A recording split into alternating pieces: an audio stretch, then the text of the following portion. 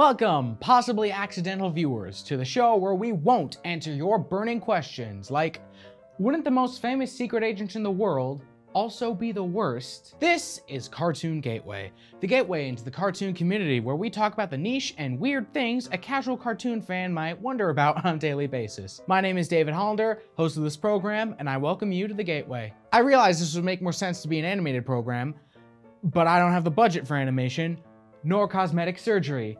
So here we are. Today, we'll be talking about something that's been bothering me, a casual cartoon fan, since I was in middle school, and isn't that the point of this show anyway? So let's talk about it. There's plenty of genres of cartoons: comedy, western, mystery, horror, the works. But there's one oddly specific type of cartoon that's almost completely vanished and no one seems to care. Brace yourselves as we dive into the vivisection of half-hour action cartoons. Now, to those who don't know what I'm talking about, which I assume to be most people since this is an informative program, there's a reason I gave this genre a weirdly specific and long title. Action is an unhelpfully vague genre name, and could include anything from superheroes to, well, superheroes, but also any show where there's action scenes, conflict, fighting. You understand. You better. For years, people have tried to come up with a name for this genre, but if you ask me, most of the names other people come up with don't quite hit the mark. Saturday morning cartoons is a name I see a lot, and while I think the name works sometimes, I don't think it helps separate this genre by itself. My Little Pony counts as a Saturday morning cartoon. Tennessee Tuxedo is a Saturday morning cartoon, but I sure wouldn't lump either of those in with what the shows I'm talking about here. I've seen action adventure thrown around a lot, not just in animation, but in the film industry too. You know, that genre they throw superhero movies, spy movies, and whatever National Treasure is supposed to be into. But if you ask me, that is a very unhelpfully generic name too. Anything can have action or adventure if you stretch its definition, and for the sake of our conversation today, I don't think it feels right to lump Spider-Man in with Rick and Morty. Both shows have action and adventure in them. Do you see the problem here? That'd be like if I called my knee an old man because it too is wrinkled. So let's say some defining rules for this genre. The shows I'm talking about are action-based cartoons. They run for the standard 22-minute time frame of a TV show. And while not a requirement, most of them have some kind of element of merchandising to them. This is a genre that's been around for ages, but really picked up steam in the 1980s. And like most things in life, you can blame Hasbro for this. The combined success of both G.I. Joe, a real American hero, and the Transformers was a 1-2 punch that told the industry two things. You can make cartoons with good guys and bad guys, but more importantly, they could end up being wildly successful if you've got toys to promote. But I digress. For a while, these things were everywhere. Teenage Mutant Ninja Turtles springs to mind, an action show with heroes and villains based on an existing brand, but was mostly made to sell toys. There were plenty of cartoons like this, including, but not limited to, Biker Mice from Mars, Thundercats, Street Sharks, Alien Cowboy Rodents, Avenger Penguins, and Samurai Pizza Cats. I only made up one of those. Good luck. You'll notice a lot of examples, especially from the 80s, were very short-lived cartoons, flash-in-the-pan stuff, and in all fairness, that's what they were designed to be. So, a genre was born, an outgrowth of the Saturday morning cartoon, a vehicle to sell toys, at least as how executives saw it. Now, this is misleading to say all of these were made to sell you something, but with most of these being either based off of toys or comic books, it's clear to see why these things had such ties with superheroes. And before someone says, don't worry, we'll get to that one in a bit. We'll get to it right now. Batman the Animated Series showed up in 1992, and it was around this time we started seeing networks do some interesting things with this genre. It was around the early 90s that networks began realizing you don't need to make shows about toys for them to be successful. And to some extent, you can thank DuckTales for that, but that isn't relevant to our conversation, so no, I won't elaborate. You don't need me to tell you Batman the Animated Series was good. You've had since 1992 to figure that out. The only conceivable thing wrong with it is that the name wasn't Batman Animated, the series. I know that name is awful, but if that were the name, the acronym for the series would have been BATS. We were letter shy of perfection. So let me give you the Cliff Notes version of the story, because I realize I'm using a lot of the script and haven't gotten to the point I've been trying to make. Once that show hit screens, yeah, there was obviously merchandise, but I wouldn't call BTAS advertiser friendly most days. The show was brooding. pretty grim and could charitably be described as doing its own thing. And that more or less blew the starting whistle. We started getting shows of this genre that weren't just commercials, a slew of cartoons that were action-packed and had interesting plots, characters, and sometimes they actually pushed the boundaries of what could be shown on TV. Don't tell me that wasn't the case. Static Shock being able to show a gun in a school setting in the mid-2000s, that's all the proof you need.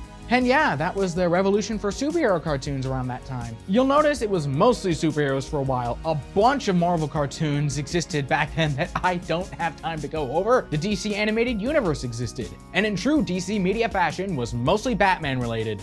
Things were good, but it'd be too easy to summarize the 90s and early 2000s just by comparing everything to what Marvel and DC were doing in cartoons. So I will. Everything wanted to be Teen Titans. The Legion of Superheroes cartoon, Ben 10 Alien Force, Lunatics Unleashed, that edgy Looney Tunes reboot, if you can believe that exists, The Batman, Transformers Animated, even that reboot of Teenage Mutant Ninja Turtles that came out before Teen Titans wanted to be Teen Titans. Somehow. A lot of these shows shared art directors or animation styles would be my point, but that didn't mean every one of these shows were cut from the same cloth. For instance, the 2000s especially were a breeding ground for original intellectual properties to take hold. Avatar: The Last Airbender is one you'll see a lot, but did you ever hear about that suspiciously similar cartoon, Shaolin Showdown? That show's name is weird to pronounce. We're keeping this in. The guy behind Fairly Odd Parents made Danny Phantom. Disney got in on the action with Kim Possible and Jake Long, American Dragon. I already mentioned Ben 10, that show that came out and basically didn't stop. If you look up masterpiece in the dictionary, I'm pretty sure it's just a poster for Samurai Jack. Etc., etc., etc. And hey, Marvel even hit some of their greatest heights around this time, by which I mean Spectacular Spider-Man came into existence. That's really all you need to know. But what the heck, I'll throw out some chestnuts for the Marvel fans. Fantastic Four, World's Greatest Heroes, and X-Men Evolution. I could keep going like this, but I don't want this to just be a list of action shows from the 2000s. Not all of these shows were good, I hasten to add. Lunatics Unleashed is exactly as good as you expect it to be. I just want the point to be made, these things were everywhere for about 2 decades. And they didn't have to go anywhere. Look at the early 2010s. Transformers Prime, Avengers Earth's Mightiest Heroes, and Young Justice all stand out in my mind, and those are just the highlights. It looked like we were getting more original ideas and interesting, potentially darker stories. Then things got bad. Really tragic. It was the year 2010.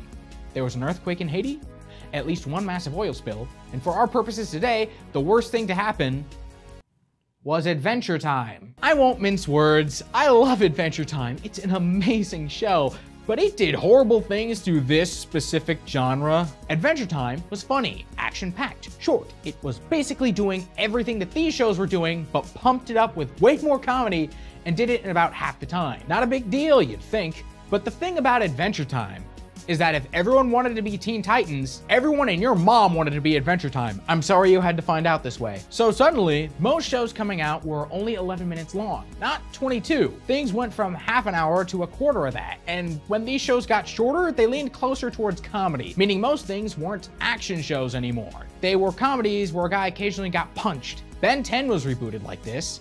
Justice League Action was probably the closest to having action over comedy. It's in the name, but it was still mostly comedy. Transformers held out longer than most, with Robots in Disguise airing from 2015 until 2017 with half-hour episodes and an action focus, but that was being aired on Cartoon Network at 7 in the morning on Saturdays, way after they stopped promoting their Saturday block. They treated this show like housekeeping, and even it was followed up with Transformers Cyberverse, which, while I kinda liked it more than RID, is just 15-minute comedy show where someone occasionally gets punched. At least by the definitions I've laid it out.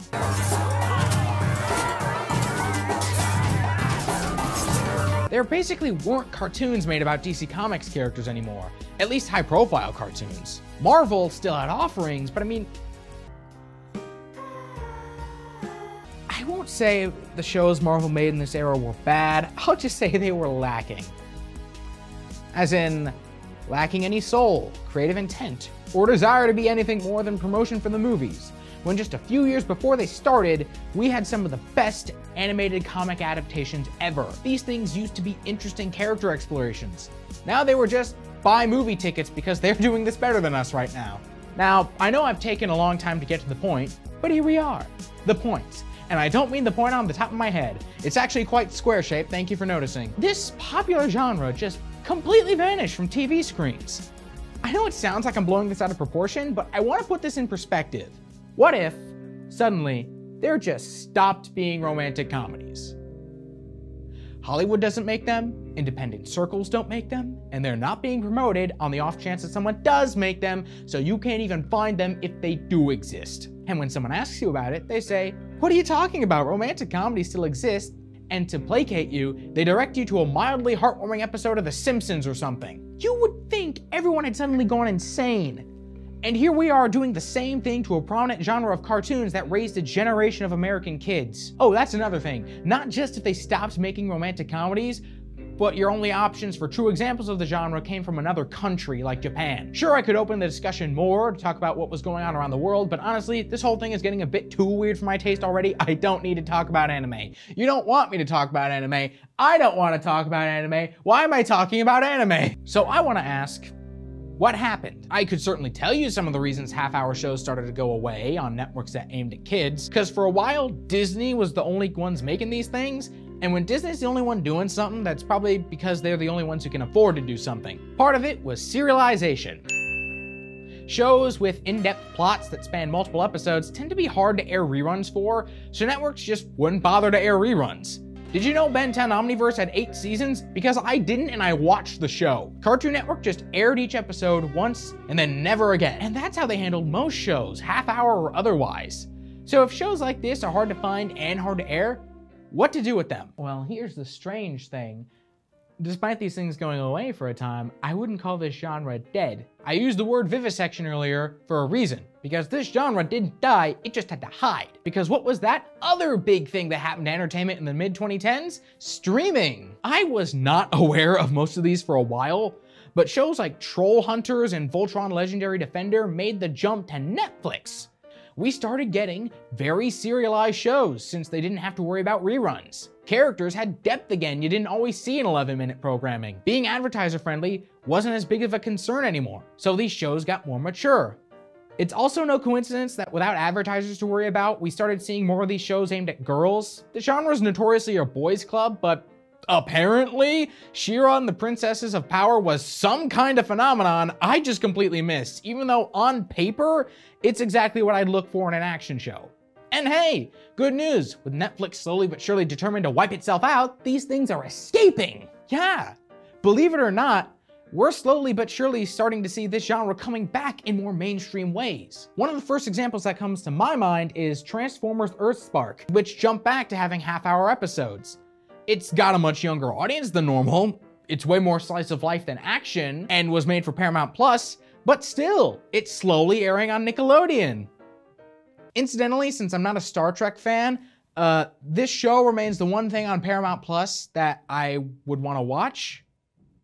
And at that point, it's not a streaming service, it's a hostage situation.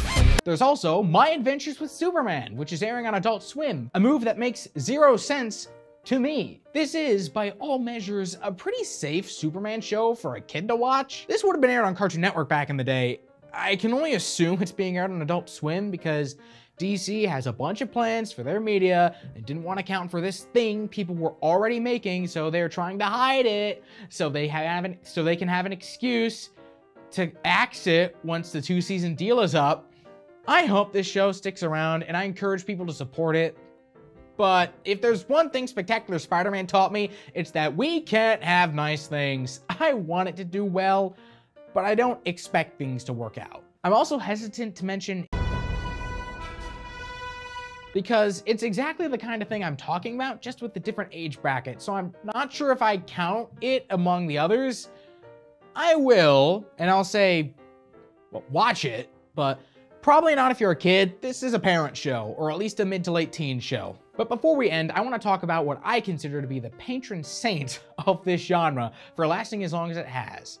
That would be Ninjago, a franchise made by LEGO in 2011, and with a show that's been running just as long. They've gone more than 10 years straight. They kept the same characters and never really rebooted from the ground up. It was always the same story, just continuing. Admittedly, starting in 2019, They too swapped to 11-minute episodes, but they kept the same format. Instead of becoming a comedy with action sometimes, they were still strictly an action show. And recently, they even made the jump to Netflix, where they went right back to half-hour episodes anyways. So the second they're on their own, they go back to what worked best for them. After 10 years, this show is a war of attrition. And I know, the thinking could easily be, it's based off of a Lego brand. They're the kings of the toy industry. Of course, their show would basically never stop, but I disagree. And as proof, I use every other attempt Lego has made in the television circuit. Between their half-hearted attempts like Mixels and Hero Factory, which never truly made the jump to being standard TV shows like that, and experiments like Legends of Chima and Unikitty, which lasted as long as their toys but weren't nearly as successful as Ninjago was, Lego has had notoriously bad luck in TV. Nexo Knights got canceled with an entire year of product left to promote. Bionicle had a show on Netflix that spanned 2 seasons. And somehow only had 5 episodes total. By the way, I've studied this industry, I still don't know how that's even possible. So Ninjago clearly did something to just start and never stop, because I've not seen success like this from Lego since. So yeah, that's our thesis statement reached. I hope we see more shows like this, and thus, that's the end of our first episode. I probably rambled more than I should have, but I hope I at least engaged you as long as I was here. I'll be talking a lot more about cartoons in the future. I'll be seeing you guys in the gateway. Tune in next time, where we won't answer your burning questions, like, if 7, 8, 9 did 10 Jack Queen, and is that a royal flush?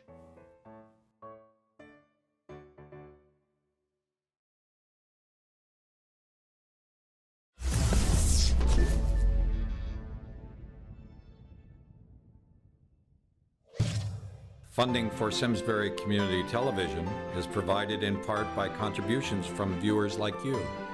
Thank you.